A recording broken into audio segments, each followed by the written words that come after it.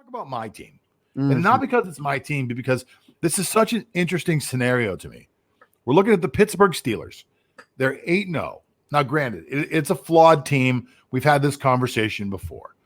But the Steelers have a very, very good chance of losing this week, not because they're going to face a team that's better, not because they're going to play a bad game, but because of COVID.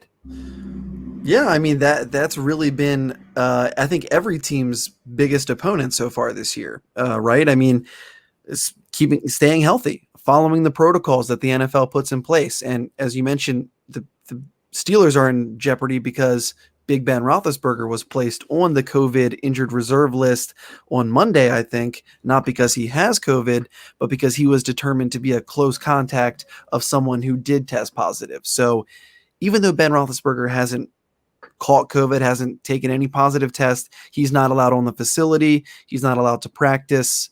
Yeah, and that's a very real chance that he won't be able to suit up in time if he can't submit. Yes. I think it's 3 negative tests over this week. So yeah, Steelers are in real jeopardy there. And I mean, I'd hate to see it happen, but Yeah, with a smile on your face. So I don't yeah, know if you know how this works. Apparently, in every NFL facility, when you walk in, they basically chip you.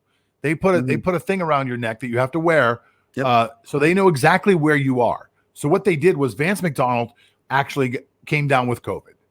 Vance McDonald, which I don't know if this isn't being reported, but I watched one of the press conferences and saw this. Vance McDonald was sick with symptoms. He had some type of symptoms for the Sunday game. Traveled with the team anyway because he tested negative. So either the test didn't work, or which is possible, They're not he got a 100%. false positive, or he felt symptoms first and then it comes later. I guess they still don't know. But McDonald was around the entire team. And what they did was they went through and they figured out who the 5 people that were the closest around him. So it's Ben Roethlisberger, it's Vince Williams, which is huge because he's basically the quarterback of the defense. Yep. And it's a couple other peripheral players, but this is big news. This could be huge. You're right. This could be, whether or not he plays or not, may not even be something that needs to be talked about. He can't practice for the next 5 days, Michael. What do you think that's going to do? I think that opens the door for, Mason Rudolph. And I know you hate to hear that. And listen, if you're a Pittsburgh Steelers fan, you just said like bad words. That's a foul language. If you're a football fan, you don't want to really be out there watching Mason Rudolph. I mean, it goes deeper than just fandom, fantasy sports. They want to put out a good product, and honestly, Mason Rudolph is not intuitive to producing a good product out there. So, well, and think about this, Michael. Think about the fact that you're looking at Burrow, who very well could be the future face of the NFL, or at least one of the future faces, going against Ben Roethlisberger, who has been one of the faces of the NFL. For the first time ever, this would have been one of those semi-historic moments that we may never get a chance to see, at least not right now, because Ben might not play. Well, that's a fair point, and I mean they'll play each other again. So this season, but I think my point was I was kind of playing off of your point, which was I would much rather see Burrow versus Roethlisberger than Burrow versus Mason. Of course, who wants to see Burrow Rudolph? No, but nobody wants to see that, and nobody. It's going to be tough. It's going to be tough for the Steelers, but that organization is so well run. There's always so prepared that.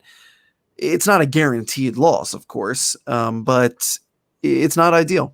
And we'll see how Tomlin adjusts. I imagine Mason Rudolph is taking snaps with the first team now, and Ben Roethlisberger is probably in Zoom meetings going over playbooks with him, trying to be there virtually. So, like I said, it's going to be a tough matchup. The Bengals, they're not a very good team, but that offense can put up points. So if the Steelers struggle to keep up with them and keep up with that offensive pace, it could be a real toss up. Listen, I've run the metrics through my computer, and what I can see is if Ben Roethlisberger plays, the Steelers have a 74% chance of winning that game. That's fair. They are pure favorites. Yeah. If Ben Roethlisberger does not play and Mason Rudolph plays, I haven't run the numbers, but from watching Mason Rudolph play, even the 4 snaps that he got at the end of the first half of the Dallas game, where he was 2 for 3 for 3 yards, they have probably a 22% chance of winning. I mean, Burrow is going to be really tough on that defense. Yeah. And unless they can knock him senseless early, they're not going to be able to keep up with the firepower that I can't believe I'm saying this. The Steelers won't be able to keep up with the firepower that Cincinnati has. That's a good point. Also, Cincinnati's coming off of a bye week, so they'll be rested. They'll be ready to go. They will have 2 weeks to prepare for, a division rival that they see twice a year anyway. Yep. So, yeah, that's going to be tough. I do think the Steelers, though. I mean, let's not count them out. Yes, Big Ben is integral to that organization, and look, they have 8 wins in 8 games this year. They had 8 wins in 16 games last year without Ben. Obviously, he's the most important point. Well, there's an argument there, I suppose. MVP. Yeah. So let me just ask you really quick before we move on to the next segment, because you were so good on Monday night, because your bets were so good on Monday night. Yeah. I want to know, if Ben doesn't play on Sunday, Ben doesn't play, who you got your money on? I mean, straight up money line. I'll still take the Steelers. You'll still take the Steelers. Yeah, well, I'd be interested to see how the money line changes as far as odds go. But if we're just picking a team to win, yeah, I think I'd still take the Steelers. I think their defense is as good as almost any in the league, and all Mason Rudolph really has to do is hand the ball off to James Conner, check down to Juju out of the slot. I'm sure we'll see a lot less, Deontay Johnson, and I mean, they'll still get Claypool involved. They give him, 3 or 4 carries a game anyway. I just think they'll have to be a little bit more creative with how they get the ball in the hands of their playmakers. But I think the Steelers are good enough that they can overcome, one game without Ben. At least, they're not playing the Ravens.